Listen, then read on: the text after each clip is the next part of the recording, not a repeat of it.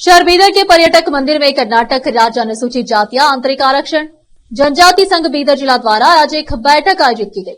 इस बैठक में दलित समुदाय के वरिष्ठ नेता अध्यक्ष पद पर आसीन हुए शंकरराव दोड्डी की अध्यक्षता में आंतरिक आरक्षण भ्रम इस पर विस्तार से चर्चा हुई। इस बैठक में रमेश ठाकुरगी ने परिचयात्मक भाषण दिया।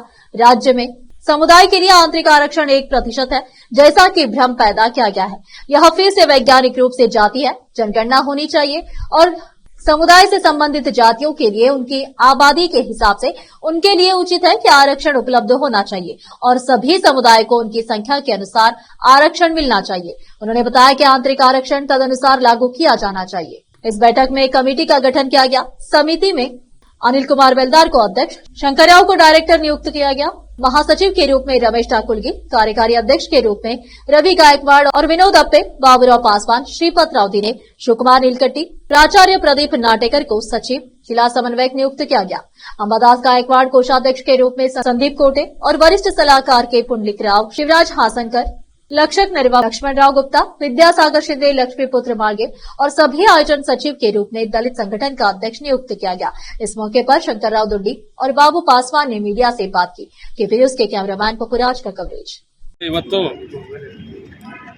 ಒಳ ಮೀಸಲಾತಿ ಬಗ್ಗೆದಾಗೇನು ಈಗಾಗಲೇ ರಾಜ್ಯದ ಜಿಲ್ಲೆದಾಗೇನು ಮೊದಲಾಗ್ಯದ ಅದು ಪ್ರಯುಕ್ತವಾಗಿ ಇವತ್ತು ಜಿಲ್ಲೆಯ ಎಲ್ಲ ಹಿರಿಯ ಮುಖಂಡರು ಸೇರಿಕೊಂಡು ಒಂದು ಸಮಿತಿ ರಚನೆ ಮಾಡಲಾಗಿದೆ। ಈ ಸಮಿತಿಯಲ್ಲಿ ಎಲ್ಲ ಹಿರಿಯ ಹೋರಾಟಗಾರರು, ಹಿರಿಯ ಬುದ್ಧಿಜೀವಿಗಳು ಈ ಸಮಿತಿಯಲ್ಲಿ ಸೇರ್ಪಡೆಯಾಗಿದ್ದಾರೆ।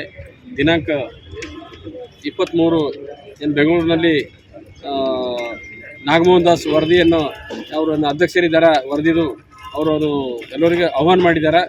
ಈ ವಲಯ ಜಾತಿ ಸಂಬಂಧಪಟ್ಟಂಥ ಯಾರ್ಯಾರು ಅಹವಾಲಿದೆ ಅಹವಾಲು ಕೊಡ್ಲಿಕ್ಕೆ ಕರೆದಿದ್ದಾರೆ। ಅದಕ್ಕೆ ಬೀದರ್ ಜಿಲ್ಲೆಯಿಂದ ಎಲ್ಲರೂ ಹೆಚ್ಚಿನ ಸಂಖ್ಯೆಯಲ್ಲಿ ಹೋಗಿ ಅಹವಾಲು ನಾಗಮೋಹನ್ ದಾಸರಿಗೆ ಸಲ್ಲಿಸಬೇಕಂತೇಳಿ ನಿರ್ಣಯ ಆಗಿದೆ। ಅದಕ್ಕೆಲ್ಲ ಹಿರಿಯ ಮುಖಂಡರು ಇವತ್ತು ಈ ಸಭೆ ಅಧ್ಯಕ್ಷರಾಗಿರ್ತಕ್ಕಂಥ ಶಂಕರ್ ದೊಡ್ಡಿಯವರು ಈ ಸಭೆ ಅಧ್ಯಕ್ಷರಿದ್ದರು, ಹಾಗೆ ಅನಿಲ್ ಕುಮಾರ್ ಬೇಲ್ದಾರು ಗೌರವಾಧ್ಯಕ್ಷರಿದ್ದರು। ಅದೇ ರೀತಿಯಾಗಿ ನಮ್ಮ ಗಾಯಕ್ವಾಡ್ ಬಸವ ಕಲ್ಯಾಣಿನ ಹಿರಿಯರು ಹೋರಾಟಗಾರರು ಗಾಯಕ್ವಾಡ್ ಅವರು ಇದ್ದಾರೆ, ರಮೇಶ್ ಜಾಕುಳ್ಗೆ ಇದ್ದಾರೆ। ಅದೇ ರೀತಿಯಾಗಿ ಎಲ್ಲ ಮುಖಂಡರಲ್ಲಿ ಸೇರಿಕೊಂಡು ಒಂದು ಸಭೆ ಮಾಡಲಾಗಿದೆ। ಸಭೆಯಲ್ಲಿ ನಿರ್ಣಯ ಆಗಿದೆ, ನಾವು ಎಲ್ಲರೂ ಕಲಿತು ಒಂದು ಸಮಿತಿ ರಚನೆ ಮಾಡಿಕೊಂಡು ಹೋಗಿ ಬೆಂಗಳೂರಲ್ಲಿ ಒಂದು ನಾಗಮೋಹನ್ ದಾಸ್ ಅವರಿಗೆ ಒಂದು ಬೀದರ್ ಜಿಲ್ಲೆಗೆ 1% ಅಂತಕ್ಕಂಥ ಏನು ಈ ಹೈದರಾಬಾದ್ ಕರ್ನಾಟಕ ಭಾಗದಾಗಿದೆ ಅದನ್ನು ಸರಿಪಡಿಸ್ಬೇಕಂತೇಳಿ, ಕಲ್ಯಾಣ ಕರ್ನಾಟಕ ಆಗಿರ್ತಕ್ಕಂಥ ಈ ಒಂದು ಸರಿಪಡಿಸ್ಬೇಕಂತ ಹೇಳಿ ಅದು ನ್ಯೂನತೆ ಏನಾಗಿದೆ ಅಂತಕ್ಕಂಥ ಚರ್ಚೆ ಮಾಡೋ ಅಹವಾಲು ಕೊಡೋಕೆ ಎಲ್ಲ ಸಮಿತಿಯವರು ಹೋಗ್ತಾ ಇದ್ದೀವಿ। ಜೈ ಭೀಮ್, ಜೈ ಭಾರತ್।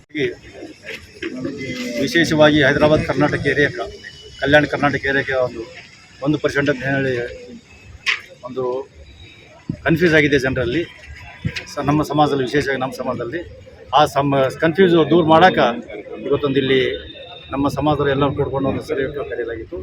ಈ ಸಭೆಯಲ್ಲಿ ವಿಶೇಷವಾಗಿ ಚರ್ಚೆ ಮಾಡಿ, ವಿಸ್ತಾರವಾಗಿ ಚರ್ಚೆ ಆಗಿ ಬರುವ 23ರಂದು ನಾಗಮೋಹನ್ ದಾಸ್ ಕಮಿಟಿ ಏನೆಲ್ಲ ಕೂತ್ಕೊಂಡು ಅವತ್ತು ಕರೆದರ ಎಲ್ಲ ಕುಂದುಕೊರತೆಗಳು ಹೇಳ್ಕೊಳ್ಳೋಕೆ ಅವತ್ತು ಬೀದರ್ ಜಿಲ್ಲೆಯಿಂದ ಹೋಗ್ಲಾಕ ಒಂದು ವ್ಯವಸ್ಥೆ ಆಗಿದೆ। ಅದರಲ್ಲಿ ಗೌರವ ಸಮಿತಿ, ಜಿಲ್ಲಾ ಮಟ್ಟದ ಸಮಿತಿ ಆಗಿದೆ।